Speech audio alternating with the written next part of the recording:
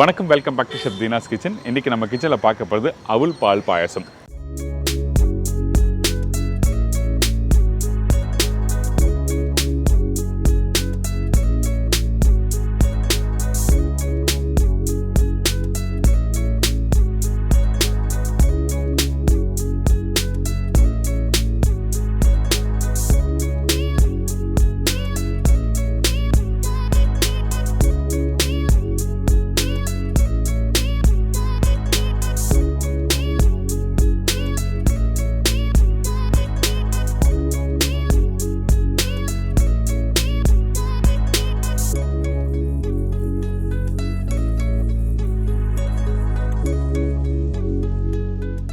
பால் பாயசம் எப்படி பண்ணுறது நம்ம சேனலில் பார்த்துருப்போம். இன்றைக்கி அவளை வச்சு எப்படி இந்த பால் பாயசம் பண்ணுறது.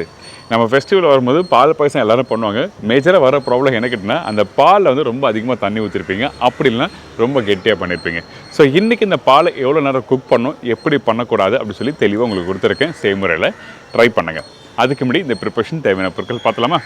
அவுல் பால் பாயசத்துக்கு தேவையான பொருட்கள்: பால் 1 லிட்டர், அவுல் 80 கிராம், முந்திரி பருப்பு தேவையான அளவு, நாட்டு சர்க்கரை 3லேருந்து 4 டேபிள் ஸ்பூன், ஏலக்காய் பவுடர் 1/2 டீஸ்பூன், நெய் 2 டேபிள் ஸ்பூன். இதாங்க இந்த ப்ரிப்பரேஷன் தேவையான பொருட்கள். இப்போ நம்ம என்ன பண்ணுறோன்னா, இந்த நெய்யில் அவல் போட்டு நல்லா வறுக்க போகிறோம்.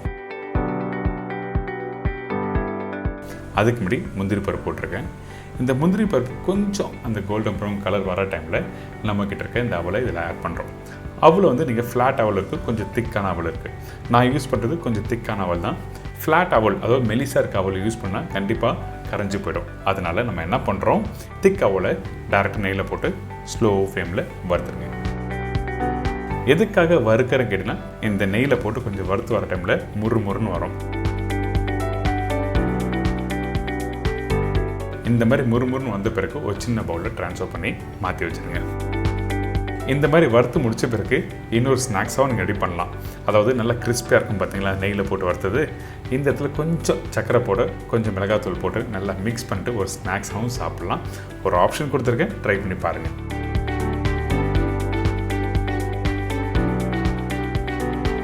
அடுத்தது இந்த மண்சட்டில் பாலை ஊற்றி பாயில் பண்ணுறோம்.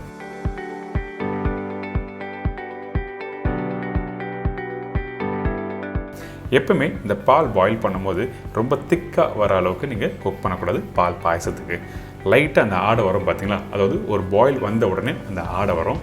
அதுக்கு பிறகு நம்ம என்ன பண்ணுறோன்னா, ஏற்கனவே வறுத்து வச்சிருக்க அந்த அவல் இதில் ஆட் பண்ணுறோம்.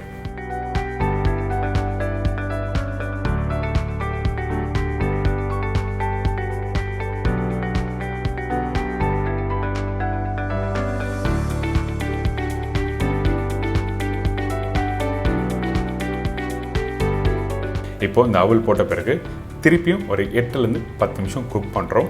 அதுக்கு மேலே குக் பண்ணோன்னா, அப்படி குக் பண்ணால் கெட்டியான ஒரு டெக்ஸ்சர் வந்துடும். ஏங்கன்னா அவல் வந்து 80 கிராம் போட்டிருக்கோம். அப்படி அவல் கம்மியாக போடணும்னு நினச்சிங்கன்னா நீங்கள் ஒரு 50 கிராம் கூட நீங்கள் ஆட் பண்ணிக்கலாம். அது உங்களோட ஆப்ஷன்.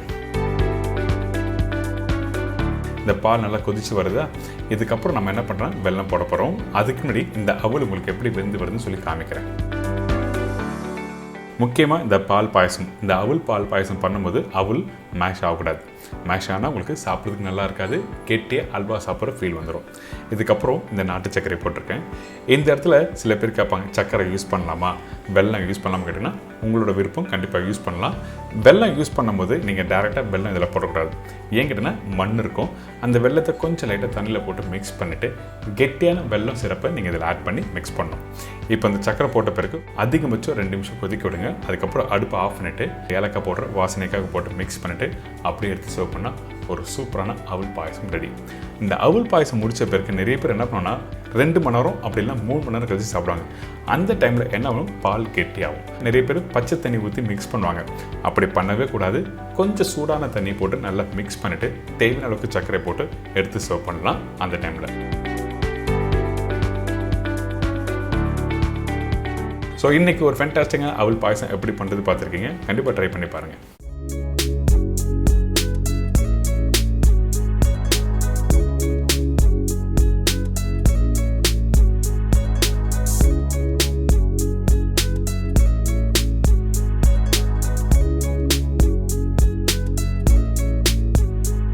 இப்போ எல்லாருக்கும் தெரிஞ்சிருக்கும் இந்த அவல் பாயசம் எப்படி பண்ணுறதுன்னு கண்டிப்பாக ட்ரை பண்ணி பாருங்கள்.